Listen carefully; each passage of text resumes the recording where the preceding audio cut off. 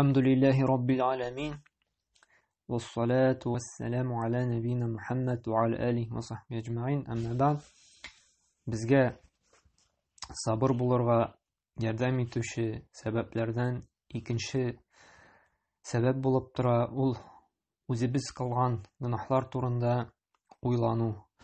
Чөнки безгә килгән бәла каза, кайгы хәсрәт, борчу мәшәкать, төрле авыртулар, берәр кеше безгә зыян салса, яки алдалап акчабызны алып китсә, начар сүзләр белән безне рәнҗетсә, буларның барысына да инде үзебезнең гынахларыбыз гаепле. Yani үзебез эшләп алган гынахларыбыз сәбәбендә безгә шушындый проблемалар килә. Шуңа күрә шушы борчу мәшәкатьтә, шундый тормыш проблемасында без үзебез генә гаепле. Безнең кылган бозык фәхиш гынахлы гамәлләребез. Һәм моңа дәлил булып тора инде Шура сүрәсенең 30-нчы аяты. Аллаһ субхана ва тааля әйтә: "Ва-ма асабакум мин мусибатин фабима касабат айдикум ва яъфу ан кафир." Аллаһ тааля безгә хәбәр итә: Сезгә ирешкән бәла казалар үз кулларыгыз белән эшләп алган гынахлар сәбәпле ди. Әмма ул күбесен гафу итә ди. Бу төп дәлил булып тора, безгә нинди генә бәла каза ирешмәсен, нинди генә тормышыбызда проблема тумасын, аңа бары тик үзебезнең гынахлар гаепле, үзебез гаепле. Һәм менә шушы гынахларыбыз аркасында безгә Аллаһның газабы килә. Һәм Аллаһның газабына дучар булу өчен шу гынахларыбыз җитә. Һәм Пәйгамбәр саллаллаһу алейһи ва сәлләмнең хәдисендә әйтеп китәсе килә. Абдулла ибн Аббас әйтә, Пәйгамбәр саллаллаһу алейһи ва сәлләм әйтте ди: "Иза захара az-зина ва-риба фи qarya фақад ахаллу би анфусихим азабуллаһ." Әгәр берәр җирлектә зина кылу һәм риба алу һәм бирү таралса, алар үзләренә Аллаһның газабын рөхсәт иткән булалар. Ягъни Аллаһның газабына дучар булалар. Үз-үзләренә инде Аллаһның газабын төшерәләр. Менә бүген дә уйлап караса, бу хадис безнең сахих хадисләрдән, Муснад имам Ахмад җыентыгында килә. Менә без үзебезнең якка дигән, үзебезнең җирлеккә карашак, бөтенесе дә бар, шулаймы? Зинада ачыктан-ачык кылына инде. Чөнки инде мәктәп балалары инде 14-15 яшында зина кылмаган булса, алардан көләләр, аларны мыскыл итәләр. Һәм инде бу гадәти әйбер. Хатыны йөри, ире йөри, икесе дә белә, шулай итеп яшиләр. Анда кызлар әтисез, никахсыз инде бала алып кайталар. Ярар, хәзерге дөньясы шундый аның дип. Кеше шушы зинаны инде хәләлгә чыгарган, исе дә китми хәзер. Күңеле дә сыкрамый, шундый каты фәхишлек таралганга. Бу ачыктан-ачык бөтенесе белә хәзер. Исе дә китми. Ул пропаганда бара кинолардан, ул гәзитләрдә язалар, ул фахишәлек турында уялмыйча. Һәм икенчесе риба. Риба шулай ук бездә киң таралган. Риба алмаган кеше бик әз. Риба алмасаң, шунсыз яшәп булмый, сиңа сәер итеп карыйлар. Тормыш шундый бит инде, кирәк ди, бөтен нәрсә рибада утыра, машинада, телефонда, инде квартирада. Һәм кеше инде шулай хәләлгә чыгарды, тормышы шундый булгач, инде рөхсәт мондый вакытта дип инде. Һәм нәрсә бу кешеләр инде үз-үзләренә Аллаһның газабын дучар иттеләр. Һәм уйласак, менә шушы зина аркасында күпме әтисез балалар үсә, балалар йортында кирәкми аңа ташлап китә, әтисенә дә кирәкми, әнисенә дә кирәкми. Шушы зина аркасында күпме авыртулар тарала. Ул спид дисеңме, ВИЧ дисеңме, һәм башка санап бетергесез. Без белмәгәне дә җитәрлек әле. Без белмәгәннәр дә бик күп әле. Ул риба аркасында факирлек. Чөнки көне-төне эшли, шушы рибасын түлисе бар. Аның өчен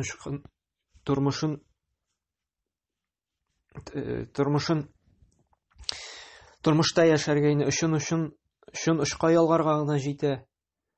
Шушы акчасы хезмәт хакы, әмма ләкин бик күп эшли, әмма ләкин шушы рибаларга түли, бик әз кала. Кыскача гына әйткәндә, малның бәрәкәте китә.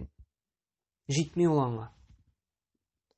Ни өчен? Чөнки риба сәбәпле. Риба төп сәбәп булып тора шушы кешене факирлеккә илтергә. Хәзер бит зарланабыз, шулаймы? Факирлек булачак хәзер, эшсез калалар, бөтен кеше кредитта, рибада. Аның төп сәбәбе бәлки менә шу ике гынахта булырга. Безнең гынахлар күп, бу ике генә түгел, әмма ләкин киң таралды. Шуңа күрә менә хәзерге авыртулар бик каты бит таралды, шулаймы? Эшсезлек, бер җирдә инде ашарга да юк дип әйтәләр. Ашлыкта килү ихтимал. Барысы да нәрсә аркасында, менә үзебез аркасында, шушы гынахларның киң таралуы аркасында. Ки бәрәкәт китә Аллаһ Тәгалә, бәрәкәтне ала. Әле шуңа өстәп, ахирәттә дә ул кеше каты газапка дучар була. Шуңа күрә уйланыйк, нинди генә сынау, проблема безгә килмәсен,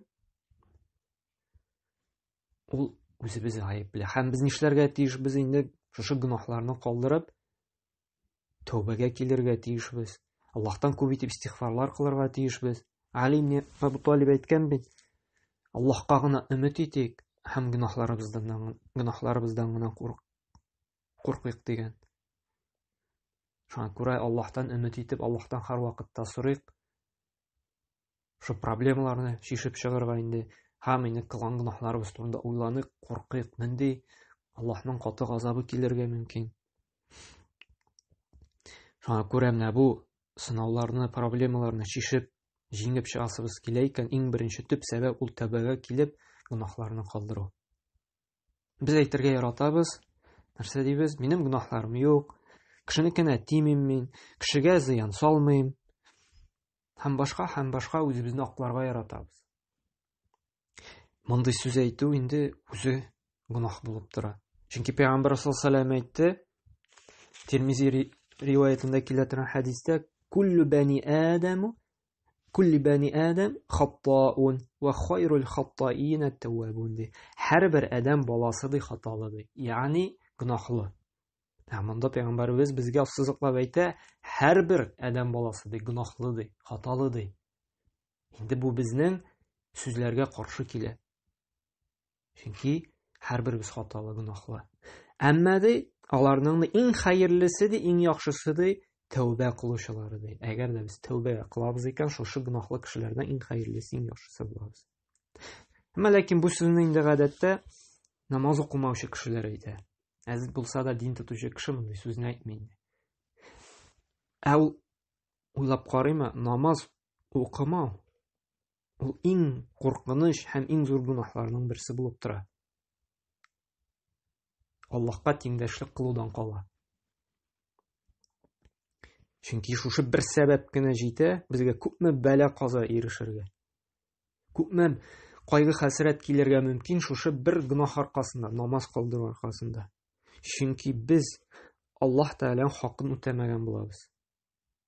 Аллаһ Тәгалә безгә бу дөньяда күпме ниъмәт биргән.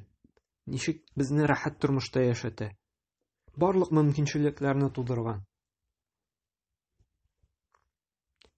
Аллаһ Тәгаләнең һавасын сулыйбыз. Аллаһ Тәгалә биргән аяклар белән аның җиреннән йөрибез. Ул биргән күз белән шушы матурлыкны күрәбез. Ул биргән ризыклар белән без тукланабыз. Һәм инде бу ниъмәтләрне рәхәтләнеп кулланганнан соң без шөкр итә белмибез. яхшылыкның кадерен белүчеләрдән түгел без. Бер мисал китереп китәсем килә менә. Әти-әни бит баласын кадерләп, яратып үстерә. Барлык кирәк-яраклары белән тәэмин итә. Әле үсеп җиткәч, машинасын да алып бирә, квартирасын да алып бирә. Шул рибага күп чиракта алалар инде. Тормышка чыгарып җибәрә, туен үткәрә. Әмма ләкин баласы уйлап та бирми. Рәхмәт әйтергә дә уйламый. Анда шалтыратып хәлен дә белми, кайтмый да, ярдәм дә итми. Умма оныта. Юк сыман ул кешеләр, әти-әнисе юк сыман. Умман кадермен. Һәм күп әти-әни шуңа зарлана бу өмметендә. Бик күп дип әйтмәсәк тә бар менә киләләр. Хәзрәт менә шулай тәэмин иткән, квартиралар алып биргән. Игътибар да итми, хәлебезне белми, нишли икән, нәрсәдән икән. Андый сораулар килеп тора, сорыйлар, әти-әниләр борчылалар, кайсы җирдә хата китте икән дип. Һәм менә шушы әти-әни хәленә үзебезне куеп карыйк әле. Күңелдә нинди рәнҗеш булыр иде. Нинди авыр күңелләребез сыкрар иде. Бик авыр бит. Яратып үстерәсең кичкенәдән ул балаңны. Ул сине уйлап та бирмәсә, яхшылыкка, яхшылык белән рәхмәтен әйтмәсә, нинди хис булыр иде бездә. Без менә Аллаһ Тәгалә белән мөнәсәбәт кылганда шушы бала кебек түгелме? Ул биргән нәрсәнең барысын да кулланабыз. Әмма ләкин кадерен белеп, яхшылыкка яхшылык белән җавап итәргә ашыкмыйбыз. Ул бит, без әйтәбез, менә Аллаһ Тәгаләнең барлыгына ышанам, шөкер итәм. Әмма ләкин шөкер итү ул тел белән генә әйтеп кенә җитми әле. Без шушы Аллаһка русча әйтсәк благодарный булуыбызны, рәхмәтебезне белдерүебезне дәлилләргә тиешбез гамәлләр белән. Аллаһ Тәгалә кушкан әмерләрне үтәп, ул 5 вакыт намаз укып, Рамазан аенда ураза тотып, мөмкинчелегебез була икән инде, малыбыз нисапка тулды икән, закат биреп, хаҗ кылып, әти-әниләребезгә яхшы мөнәсәбәт кылып, туганлык җепләрен ныгытып, күршеләр белән яхшы муамәләдә яшәү, факир мохтаҗларга ярдәм итү, шушы әмерләрен үтәп, һәм тыелганнардан тыелу.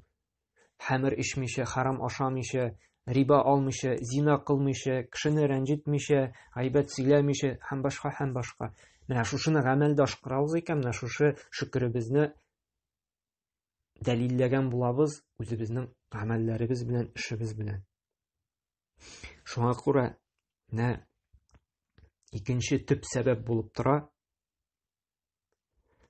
Сабыр итүчеләрдән булырга ярдәм итә торган кеше, бигрәк тә кеше белән муамәләт кылганда, берәр кеше безне рәнҗетте икән, мәсхәрә кылды икән, алдалады икән, бигрәк тә күп таралды бит инде акча мәсьәләсендә бик каты алдылар дип зарланабыз. Сукты икән, әшәке сүз әйтте икән. Гомумән нинди генә зарар зыян килмәсен кешеләрдән безгә, без бит тотынабыз аны сүгергә, шулай ук шундый ук җавап кайтарырга уйланыйк. Ул бары тик сәбәпче генә. Ул бары тик Аллаһның кулы һәм аны Аллаһ Тәгалә безгә җибәргән. Безгә җибәргән ни өчен? Үзебезнең гөнаһлар аркасында. Ул бары тик Аллаһның астында йөри, Аллаһның инде хөкемен генә үтәүче. Гаип анда түгел, гаип бездә. Ул кул. Ул кулын, ул үзенең хуҗасының инде әмрен үтәп кенә килде, сиңа шушындый җәзаны бирергә. Шуңа күрә гаипне берәр кеше белән мөнәсәбәт кылганда, берәр проблема чыкты икән, гаипне кырыйдан эзләргә кирәкми. Күршедән дә, дуслардан да, директордан да, әти-әнидән дә, туганнардан да. Гаипне эзләргә кирәк кемнән генә? Үзебездән генә. Чөнки бар гаип үзебездә, үзебезнең гөнаһлар аркасында. Менә шуңа да инде нинди генә сынау проблема тумасын. үзебезне тикшерик, үзебезгә хисап кылыйк. Һәм инде шушында бер проблема туды икән, авыртып китте икән, бер кеше рәнҗетте икән. Тәүбәгә килик, гафу сорыйк һәм гөнаһларыбыз турында. Туктале, теге вакытта шундый гөнаһ кылган идем бит. Бәлки шуңа килгәндер, шушындый җәза миңа дип. Тәүбә кылып, шушы гөнаһны калдырыйк. Һәм Аллаһ Субханаһу ва Тааля безгә тауфик хидаят бирсен ие. Гөнаһлардан тыелырга. Һәм инде тырышыйк аның кушканнарын үтәргә. Һәм шушының нигенә проблема чыкмасын. Шушы ике сәбәпне уйлап, аның белән гамәл кылырга тырышыйк. Һәм инде шушы проблеманы җиңеп чыгарга безгә күпмедер микъдарда җиңел булачак. Һәм инде сабыр булучылардан да булачакбыз. Аллаһ Тааля безне хәер, имин тормыштан аермасын. Тормышыбызда, малыбызга, вакытыбызга бәрәкәт бирсен. Һәм инде илләребез, көннәребез тыныч, имин була күрсен. Субханакалла бихамдик, ашһаду ан ла илаха илля анта, астагфирука ва атубу илейк.